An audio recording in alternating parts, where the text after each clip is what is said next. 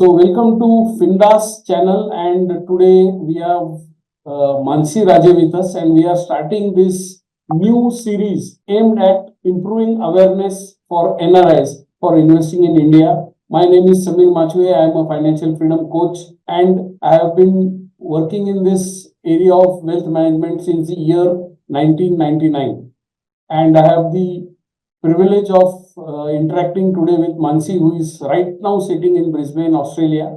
And Mansi, a quick introduction. Hi guys, so I'm Mansi. I have been in Australia for the past 17 years and I have been a client of Findas for a few years now. Yeah, and it was Mansi's idea that we should do this video series so that people who have doubts about investing in India, where they should invest, how they should invest. So a lot of ifs and buts are there. So through this video series, we have the aim of creating awareness and making the investing journey easier for NRIs sitting out there, right? So, and this was Mansi's idea. So full credit to Mansi for starting this series. So we are going to have some question and answer and some discussion about what is happening in the investment scenario in India, and we intend to do this activity very often, typically 2 or 3 times in a month. So you'll get to know more about this series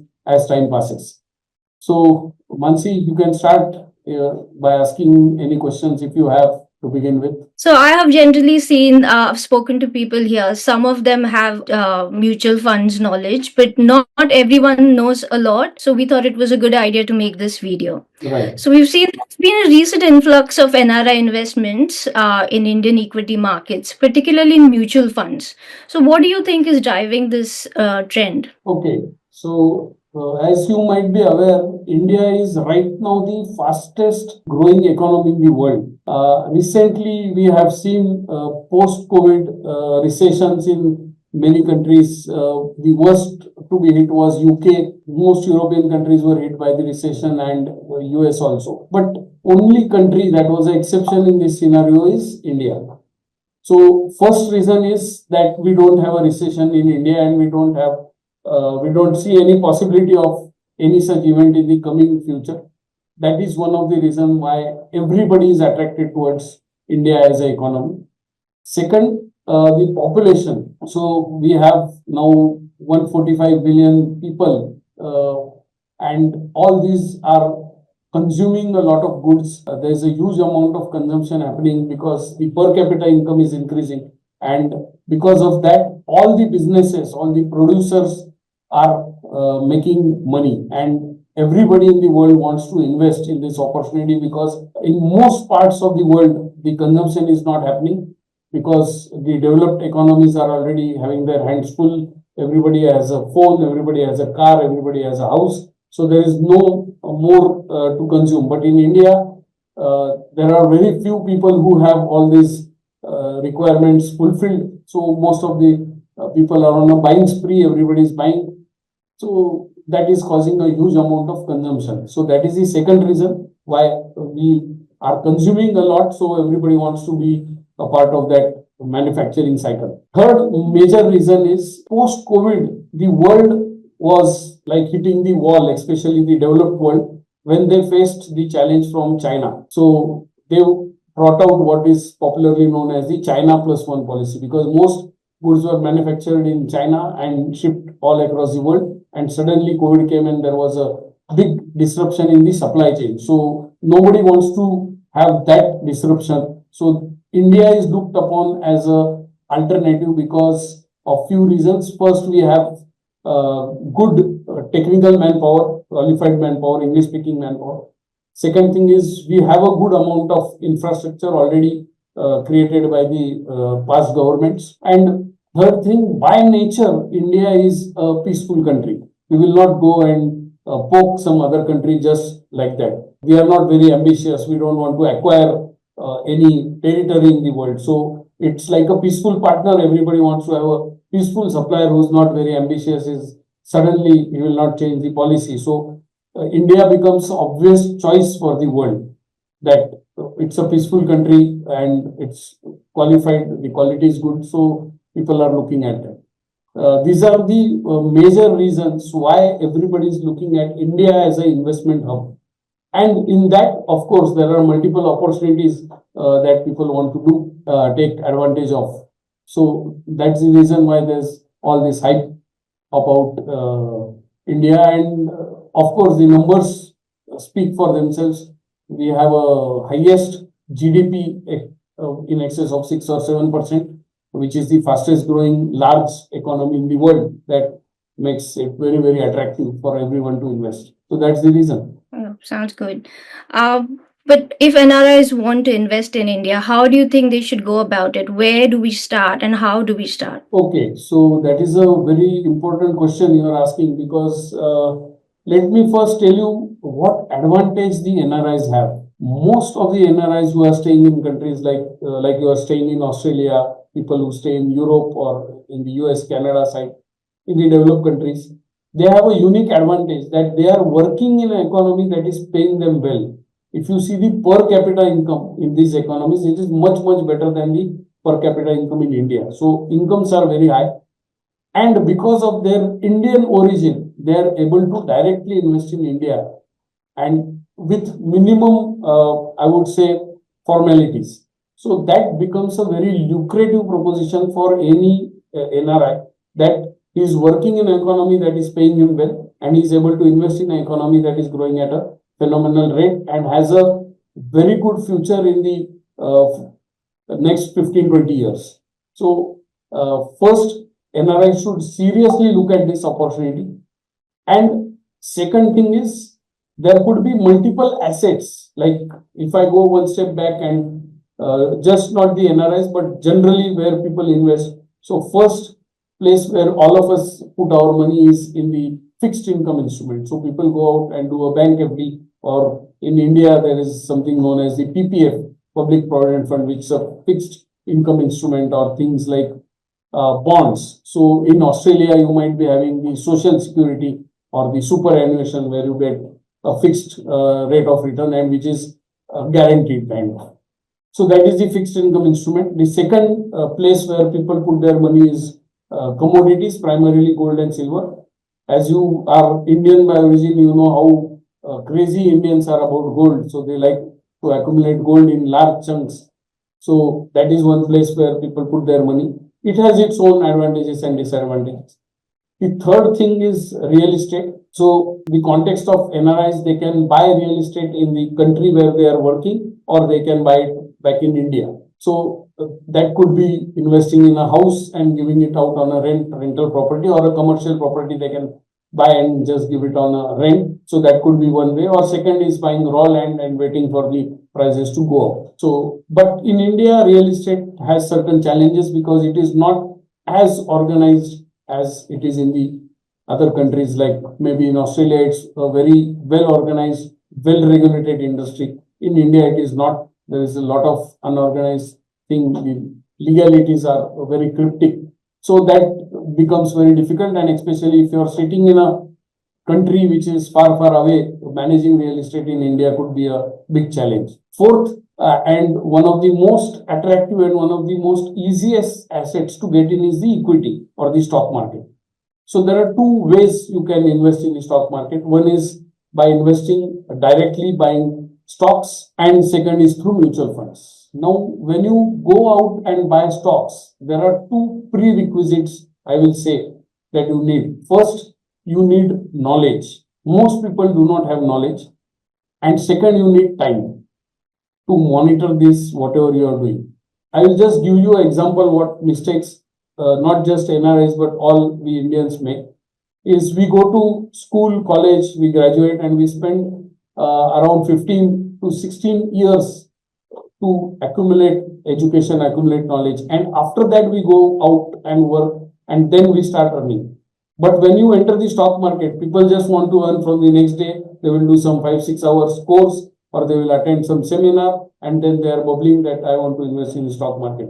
So if you don't invest time in education, you are not going to make money. In fact, you will burn your hard-earned money by going half-heartedly into the stock market. So the direct route is very, very risky. The indirect route is through mutual funds. So what happens in mutual funds is, just like when you fall ill, you go to a doctor to get diagnosed and then get treated. Or when you have a legal issue, you will go to a lawyer, or advocate, attorney, and use his expertise. Same way, when you have to create wealth, you have to go to a financial expert. And the fund management is the financial expert. The fund manager is there. He's educationally, technically qualified. He's got a team of people working under him. He's got a good amount of softwares for the market analysis and all that. So for a common man, this is the best way to invest his money. And investing in mutual funds is extremely easy.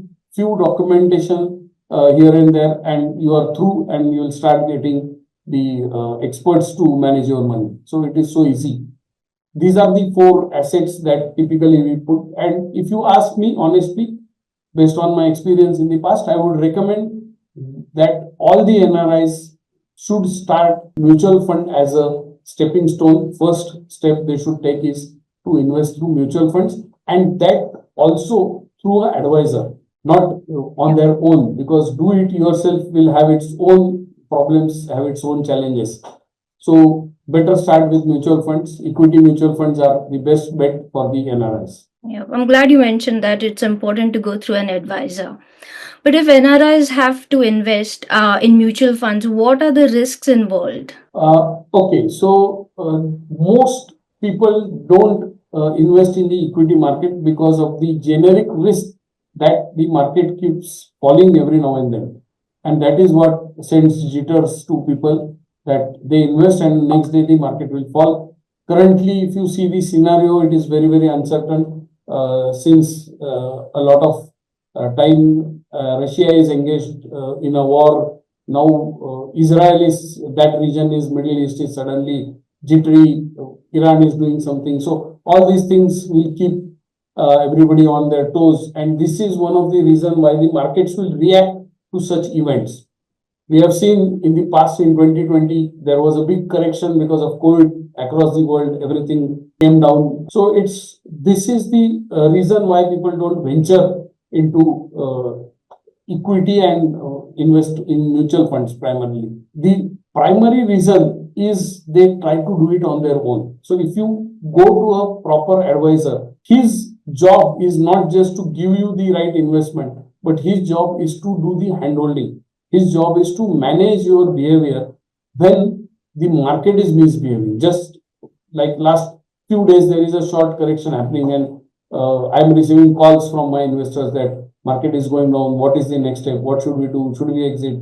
Should we buy more? And all that stuff is going on. So my job is to now manage their behavior, because most of the finance is behavioral finance. It is 90% behavior and 10% the technical part. So when as a NRI you are going to invest in India, you should understand that this risk is there, that the market will correct. You buy something, you invest 100 rupees, and it is going to become 80 rupees or 70 rupees or whatever based on the correction. Now, my question is, if there is a risk, it doesn't mean that it cannot be managed. So, do you have a car, Mansi? Yes, we do. You have a car, right? So, and you have a license also. Yep. So, why did you take the license? Because it's mandatory. You can't drive without a license. Yes, but what they do when you get the license is they first ensure that you know how to drive the car. There's a process, right, which you have to go through. You have to go to a training school, get yourself trained. So somebody will sit in beside you, he will teach you the car. They will take you to empty roads. Slowly, slowly, you will graduate to that level. Then they will give you a license. Then, in spite of having the license, you will put the seat belt. You will have a car with an airbag. You will follow the speed limits. All these things you do when you drive a car, right? Now, by doing this, does it guarantee that you will not have an accident? No. There's no guarantee, but there is a very little chance that you will have an accident, because you have reduced the probability of having an accident by following all these rules. These are basically the risk management strategies. So if you put on the seat belt, if you follow the traffic rules, if you run according to the speed limit, the chances are there will be no accident, and you will drive for decades without having any mishap. Same way, in the mutual funds, there is a risk management strategy, and most of us don't go just like we go for driving a car, through a process that we first learn it, we get qualified, and then we do practice and then we run it at the full speed. Same thing we don't do with mutual funds. So there is a risk management strategy. When people come to me as investors, my job is to teach them as like a driving school, this risk management strategy, get them to follow it, and then they will become comfortable with the asset. So every asset will have a risk. Even if you do a bank FD, it has a risk, which is that there will be no money if the bank closed down. So how do we, there is a risk management strategy for that. So if you learn the risk management strategy, understand it and implement it, you are not going to lose money. What is the proof of this? The proof is myself, Samir Machwe. I have been investing in this asset since the year 2005. So in 2007-8, we had the biggest fall in the Indian stock market, which was 60% correction. There was a problem in the US, nothing to do with India, subprime crisis. The Lehman Brothers did some mischief and all the markets started falling. Now, that is the biggest fall I have seen in my life. And very recently, the fall because of COVID, which was a 40% correction. And in between, so many falls. So, in these scenarios, I have implemented this risk management strategy. So, I have never lost money because of that, because I have followed the rules. So, same way, here also, to manage the risk, we follow the rules, and then you make proper wealth creation will happen for you. That is how. Sure. So, as an advisor, you're just helping your clients to manage the risks. Exactly. And I am also educating them so that they don't always depend on me. They should become self-reliant after a certain period of time. Sure, that's a good thing. Are you able to share a brief history of mutual funds with our viewers? Yes. Let me tell you that mutual fund in India started around 60 years back, sometime around 1965. The first mutual fund was born in India. It has been almost 60 years now that this asset has been in existence. The beauty of this asset is that this is the most regulated asset in India. So we have three regulators who keep track of what is happening. So the first regulator is SEBI, Security and Exchange Board of India, which is a autonomous body. It is very, very active and it will keep everything under its scanner. Second regulator is the Reserve Bank of India, the central bank. And the third is the Association of Mutual Funds in India, AMFI. So these are the three regulators. Out of the assets we discussed earlier, the fixed income instrument, commodity, that is gold and silver, real estate and equity markets. Mutual funds are the most regulated assets out of these four assets. First thing. Now, because of this regulation, we have a history of 60 years without a single fraud happening in this industry. Nobody has laundered any money, nobody has run away with the money, nothing has happened of that kind in this particular asset. So, myself, I put all my money into this asset and I recommend all my clients to do that, because for all of us, the money that we earn is not because we are born. We earn it because we put in a lot of sweat and blood, as we say. It's all hard-earned money for us. So first job is to protect that money, put it in an asset which is regulated and nothing goes wrong there. And the best suited asset is mutual fund. And it has been in existence. The systems have been improving over the last 60 years. We have enough data to support this, that it creates wealth. Whenever there is a problem, it is immediately checked and there is a work done on that, and the money has never been lost. And most important thing that I would like to tell our viewers is what is the safety mechanism that the SEBI has created such that the common man doesn't lose his hard-earned money. So there is the stock market where this trading is happening. Then there is a broker who creates the infrastructure to do all this trading. And there is an asset management company or the mutual fund company. Now, suppose I wanted to invest in a particular mutual fund, then I select, say, the SBI mutual fund or the HDFC mutual fund as a company, the asset management company. And I say start investing on a monthly basis through a SIP. I give 10,000 rupees to one of the friends of, say, HDFC. Now, where does this money go? It doesn't go to the AMC. It goes to a trust which is formed by the AMC. Now, what is trust? Trust is like a bank locker. So when you have a locker in the bank, with your own key, can you open the locker? Yeah. You cannot. You have to have the key of the bank also. So when you go to Yeah. open the locker, the person from the bank will come with his key, you will go with your key, you will open the locker with both the keys. So all this is recorded. Who came to open the locker? What time did the person come? Was he the authorized person? And he goes, opens the locker, does whatever he wants to do, and he can lock it with his own single key and come out. All this is recorded. So trust is exactly like that bank locker. So when you give the money as a SIP, as an investor, when I give the money, it goes to the trust, and the AMC, which is the investor, for on behalf of me, they are going to invest, and SEBI, who is like the bank. So the AMC fund manager has to go, he has to ask that I want to take this 10,000 and invest for Samir Machwe. So the SEBI will come with the second key, they will record it. All this is done on an electronic basis. But there is a digital footprint of everything. So nothing is happening in cash, everything is recorded, and that is how the regulation happens.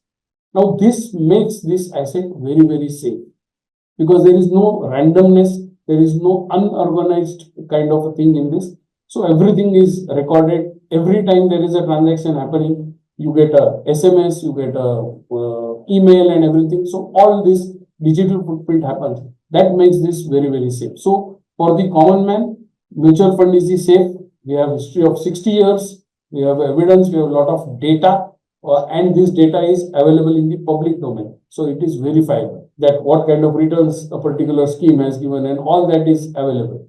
So more and more people now are getting into investing in mutual fund. In India alone, there was a time when the FIs would remove their money, the market will just fall down like a pack of cards.